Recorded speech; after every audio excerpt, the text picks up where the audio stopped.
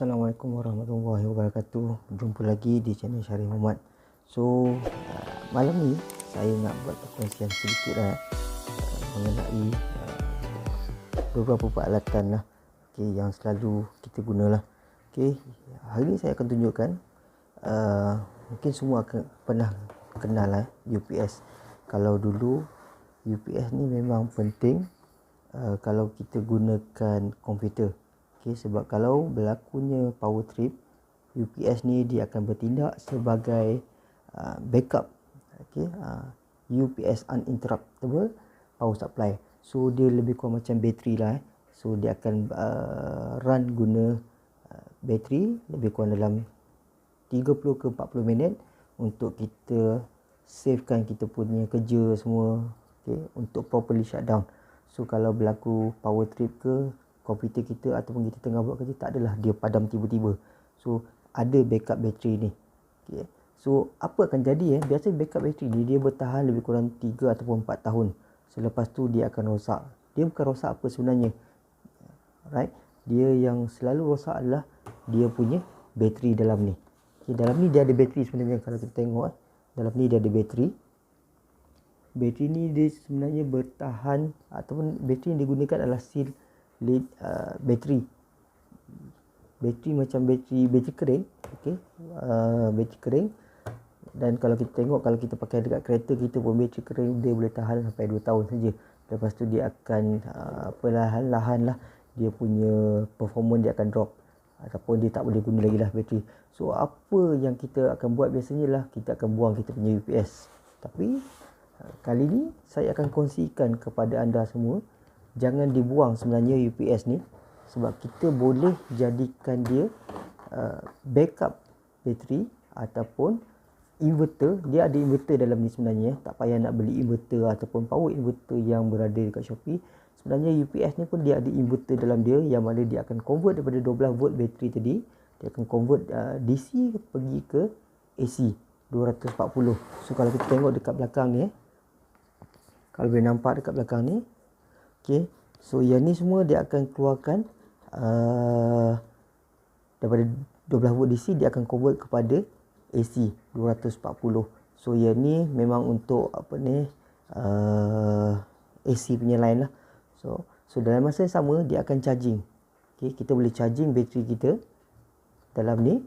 So lepas pada penuh, dan sebenarnya bergantung kepada berapa lama sebenarnya tempoh untuk dia bertahan, sebenarnya bergantung kepada bateri. Kalau kita tengok dekat sini, bateri yang digunakan adalah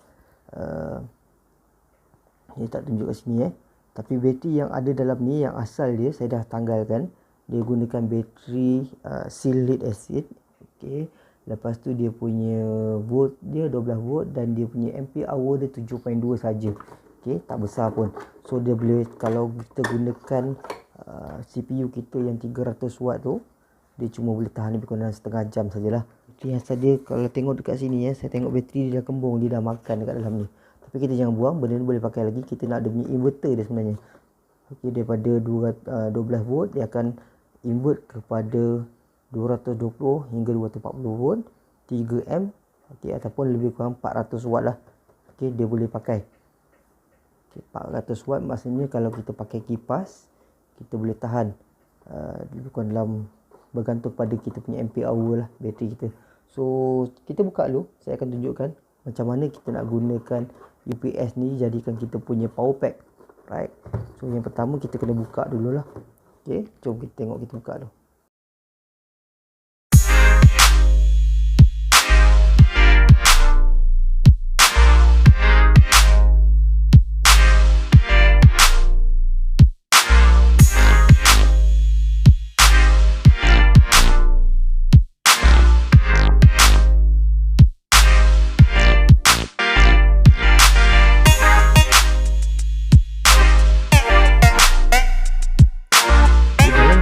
Buat dia berat sebenarnya, selain daripada bateri yang berat, dia ada satu transformer lah. So transformer ni sebenarnya dia membuat sama ada dia step up ataupun step down. Tapi yang dekat sini dia boleh jadi dua fungsi lah. Satu, dia akan jadi step down, maksudnya daripada 240 volt yang masa kita charging, Okay, dia akan step down daripada 240, dia akan step down kepada 12 AC to DC. Okay, dia akan step down untuk charging bateri sebenarnya. Okay, so bila selepas power trip ataupun tak ada supply masuk, dia akan jadi step up lah. Maksudnya daripada 12 volt tadi, dia akan step up kepada ataupun dia akan convert 12 volt DC, dia akan step up to 240 AC. Okay. Okay. Right. So inilah transformer dia. Lita untuk UPS. So sebenarnya UPS yang tak pakai ni ataupun kita katakan rosak, sebenarnya bateri saja yang rosak. Kalau nampak dekat sini dia punya bekas dia dah kembung. Okey, bateri yang biasanya rosak. Tapi UPS ni board dia boleh pakai. Ada transformer, ada power lita dia. So kalau kita nak jadikan power pack untuk outdoor ataupun kita nak pergi camping ke yang tak ada bekalan elektrik, first kali buzzer ni kita kena keluarkan dulu lah. Buzzer ni tak berapa diperlukan sangat. Okay, boleh nampak buzzer ni kita kena keluar, sebab kalau kita guna UPS ni dekat komputer, bila power trip, buzzer bila dia run guna bateri, buzzer ni akan bunyi beep beep. Itu menandakan dia tengah running gunakan bateri. So kalau kita nak dia punya duration lagi panjang ataupun tempoh dia lagi panjang, kita nak guna, kita kena gunakan bateri yang ampere hour dia lebih besar. Contohnya macam bateri kereta 35 ampere hour ataupun bateri solar 1000 ampere hour. Okay, so kita boleh pakai maybe dalam 2 hari. Tapi saya akan test lah. So hari ni saya nak tunjukkan dulu UPS yang kita ada sebenarnya tak rosak. Yang rosak hanyalah bateri saja, sebab bateri. Okey, so kita tengok dari segi basic sedikit basic macam mana UPS ni bekerja. First kita tengok ini incoming supply dia. Ini incoming dia daripada 240 volt soket kita lah, daripada plug. So dia akan masuk. Yang ni surge tadi saya cakap tadi. Okey, ini direct current. Okey, direct, bukan melalui bateri So kalau tengok dia terus pergi sini, dia looping. So yang ni dia datang daripada tempat lain. Okey, ada dua ni, live and neutral ni. Ini daripada bateri sebenarnya. Okey, daripada bateri.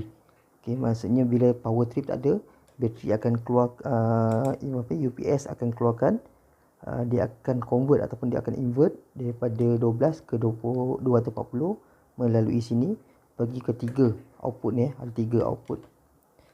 First saya akan tanggalkan dulu, saya nak tanggalkan board ni. Saya akan buka ni dulu. Okey, unlockkan dulu, tanggalkan incoming. Ni incoming incoming supply. Okey, incoming supply. Lepas tu ni okey, dia punya output lah. So yang ni tak perlulah. Okey, search ini untuk apa ni, modem ni ataupun untuk line telefon tak payah, kita tak nak nanti. Lepas tu data port ni kita tak guna. Okey, circuit breaker penting untuk testing, sebab circuit breaker ni dia ada shortingkan dengan earthing, tak silap saya lah. Okey, circuit breaker. Alright. So saya akan tanggalkan board ni untuk saya nak cabut. So yang penting ketika diingat kat mana kita punya penyambungan. Agak keras sikit Okey, tak apa. Saya kena tengok dulu kat mana dia punya skru. Okey, buka dulu. Yang ni pun boleh buka sebenarnya.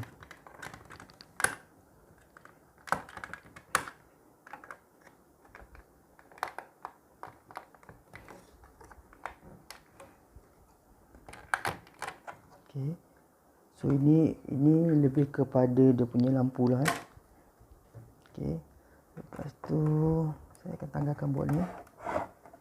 Dia agak keras sikit. Dia bukan kenapa wire ni keras sebenarnya. Tengok ada skru tak? Tak ada skru. Okey. So kita tanggalkan ni. Okey, lebih kurang macam ni lah board dia. So ini kita akan masukkan dalam box nanti. Cuma saya perlu buat penambahan lah untuk tengok regulator untuk USB. Saya akan buat kemudian lah. So sekarang ni saya nak tanggalkan saya punya buzzer dulu. Buzzer ni kita tak perlu, nanti bising. So kita kena pastikan kita punya buzzer tadi kat mana sini So kita cairkan dulu kita punya solder lead. Saya sangat suka dengan solder ni sebab dia cepat panas Okey, cepat panas. So kita kena tanggalkan dulu ni.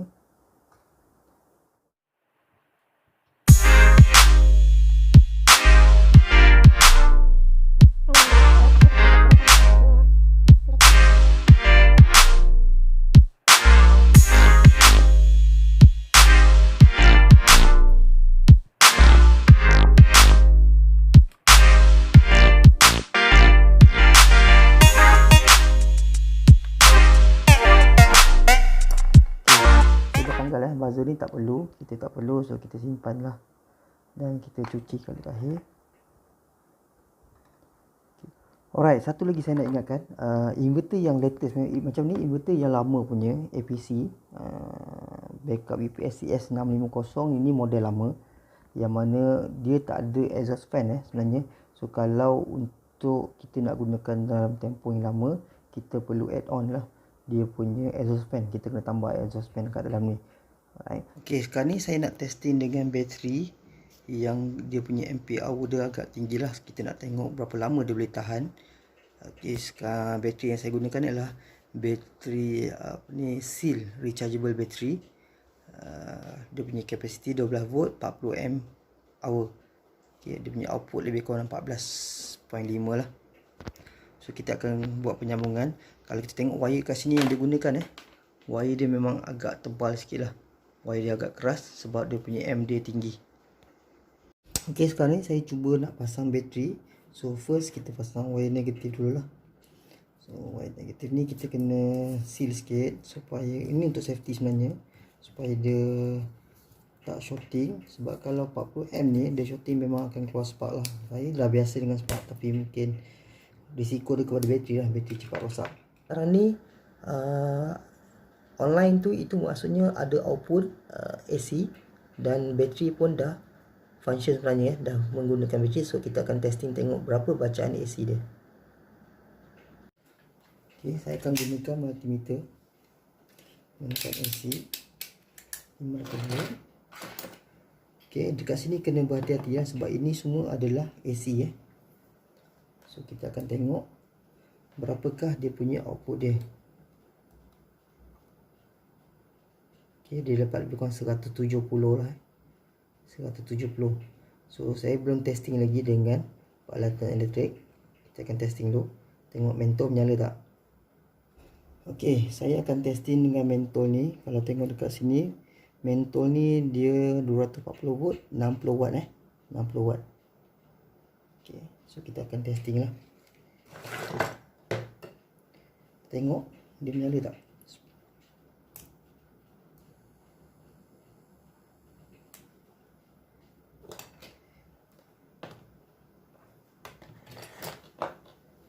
Okay, so saya akan testing dengan 240.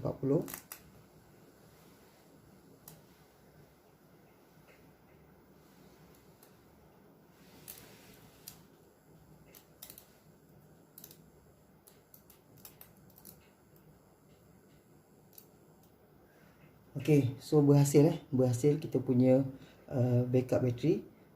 Nanti saya akan tunjukkan berapakah tempoh untuk yang ni 60 watt ni 60 watt ni, kalau mentol 60 watt ni ataupun kipas yang watt dia berapa lama tempoh dia kita gunakan bateri yang 40 amp hour ni, berapa lama dia boleh tahan.